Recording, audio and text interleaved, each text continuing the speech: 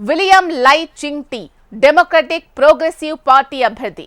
Taiwan అధ్యక్ష ఎన్నికల్లో ఎవరు గెలిచినా ఈయన మాత్రం గెలవకూడదని ప్రపంచం కోరుకుంది. కానీ 2.36 కోట్ల తైవాన్ ప్రజలు 1.94 కోట్ల ఓటర్లు మాత్రం విలియమే తమ దేశ అధ్యక్షుడు అవ్వాలనుకున్నారు. ఫలితాలు కూడా తైవాన్ ప్రజలు కోరుకున్నట్టే వచ్చాయి. డెమోక్రటిక్ ప్రోగ్రెసివ్ అభ్యర్థినే విజయం వరించింది. కౌంటింగ్ మొదలైన దగ్గర నుంచి విలియం లీడ్లోనే కొనసాగారు. అదే సమయంలో తైవాన్ సముద్రంలో యుద్ధ గర్జనలు కూడా వినిపించాయి. ఇంతకు తైవాన్ అధ్యక్ష ఎన్నికల్లో విలియం విజయం సాధిస్తే చైనాకు వచ్చిన చిక్కేంటి? విలియం విజయం ఖాయమైన తర్వాత మిసైళ్లతో భయపెట్టే ప్రయత్నం ఎందుకు చేసింది? ద్వీపదేశం విషయంలో డ్రాగన్ కంట్రీ లెక్క తప్పిందా? తైవాన్ అధ్యక్షుడిగా లై ఎన్నికతో యుద్ధం తప్పదా? విలియం లై ఎన్నికతో బీజింగ్ కు వచ్చిన చిక్కులేంటి? తైవాన్ స్వతంత్ర దేశం కాదు, చైనాలో అంతర్భాగమే. తైపీ ఎప్పటికైనా బీజింగ్ రూలింగ్ లోకి వచ్చి తీరాల్సిందే. గత కొంతకాలంగా జిన్పింగ్ నుంచి పదే పదే వస్తున్న ప్రకటనలే ఇవి. అలాంటిది ద్వీపదేశంలో అధ్యక్ష ఎన్నికలు జరిగితే జిన్పింగ్ ఊరుకుంటాడా?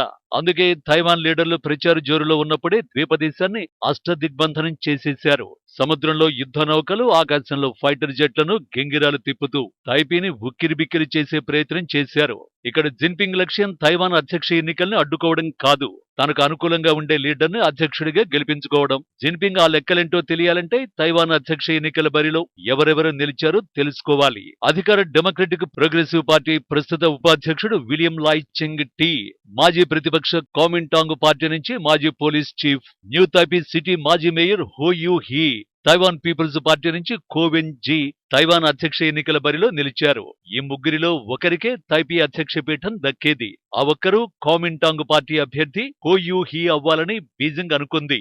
అందుకు రీజన్ కామింటాంగ్ పార్టీ అభ్యర్థి చైనా ప్రో లీడర్ కావడమే. తాజా ఎన్నికల ప్రచారంలో హో యూ హీ చైనా గురించి పెద్దగా ప్రస్తావించలేదు. పైగా తైవాన్ చైనా మధ్య సంబంధాలు రిపబ్లిక్ ఆఫ్ చైనా రాజ్యాంగంపై ఆధారపడి ఉంటాయని, ఇందులో గందరగోళం ఏమీ లేదని ఆయన చేసిన వ్యాఖ్యలు అతన్ని చైనా ప్రో లీడర్ గా నిరూపించాయి. ఇదే సమయంలో కామింటాంగ్ పార్టీ నుంచి ఉపాధ్యక్ష పదవికి జూషా కాంగ్ పోటీ పడ్డారు. చైనా తైవాన్ పునరేకీకరణ జరగాలని జూషా కాంగ్ వాదిస్తూ ఉంటారు.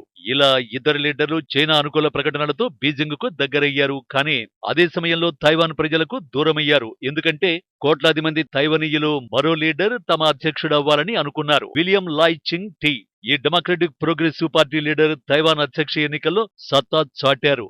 64 ఏళ్ల విలియంకు మృదు స్వభావిగా పేరుంది.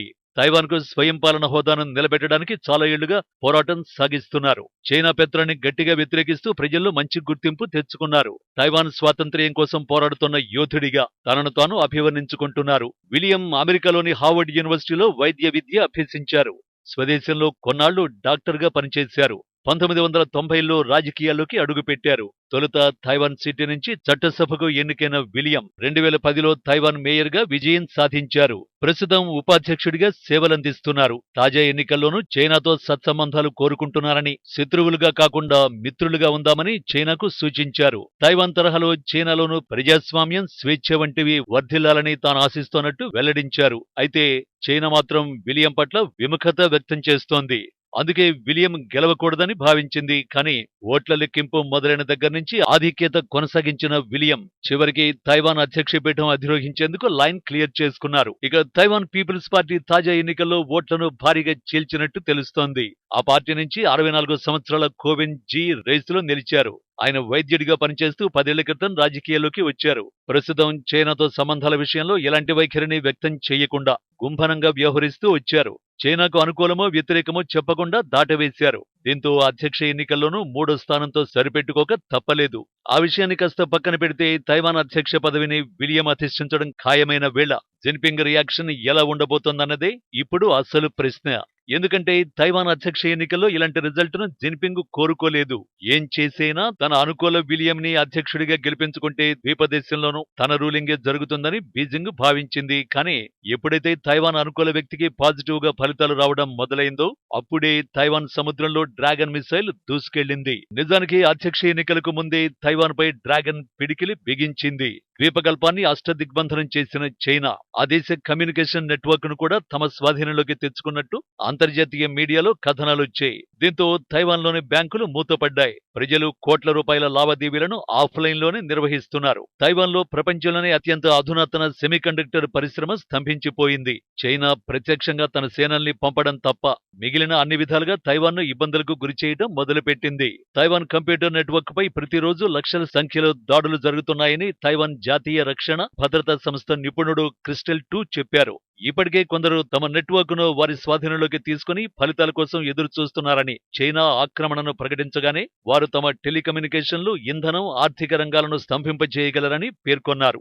ఇప్పుడు ఆ దిశగానే ఫలితాలు రావడంతో చైనా ఎప్పుడైనా యాక్షన్లోకి దిగొచ్చని చర్చ జరుగుతోంది. మరోవైపు తైవాన్ పై యుద్ధం జరిగితే ప్రపంచ ఆర్థిక వ్యవస్థకు $10 లక్షల కోట్ల మేర నష్టం జరుగుతుందని ఇటీవలే బ్లూంబర్గ్ ఎకనామిక్స్ సంస్థ అంచనా వేసింది. ఇది ప్రపంచ జీడీపీలో 10% ఉంటుందని పేర్కొంది. ఇది ఉక్రెయిన్ యుద్ధం కన్నా, కరోనా మహమ్మారి కన్నా, ప్రపంచ ఆర్థిక సంక్షోభం వల్ల జరిగిన నష్టం కన్నా ఎక్కువ అని తెలిపింది.